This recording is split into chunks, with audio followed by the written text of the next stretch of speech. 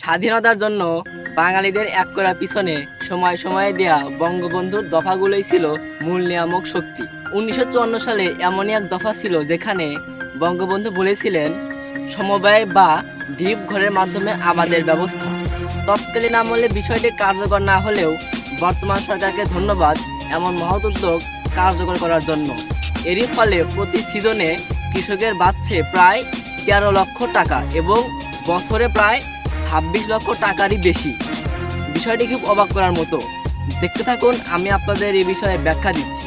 আমার এই পাশের চড়া আবাদ হয় সমবায়ের ভিত্তিতে, যার আওতাধীন আছে প্রায় 250 বিঘা জমি, আর সিজনে প্রতি বিঘার জন্য চার্জ করা হয় 1000 টাকা।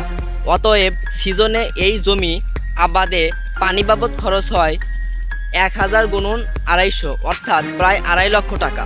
এবার আমার এই পাশের চড়া আবাদ হয় শ্যালোর মাধ্যমে এবং সিজনে প্রতি বিঘা পানির খরচের জন্য শ্যালোওয়ালাকে দেয়া ধান এবং খড়ের মূল্য প্রায় 6000 টাকা, অর্থাৎ 250 বিঘা আবাদে এখানে কৃষকের ব্যয় 6500 গুণন 250, অর্থাৎ 16,25,000 টাকা। সমবায় থেকে শ্যালোর মাধ্যমে আবাদে বেশি লাগতেছে 16,25,000 বিয়োগ 2.5 লক্ষ টাকা, অর্থাৎ প্রায় 13,75,000 টাকা। তাহলে ভাবতে পারতেছেন সমবায় আমাদের জন্য কতটুকু উপকারী।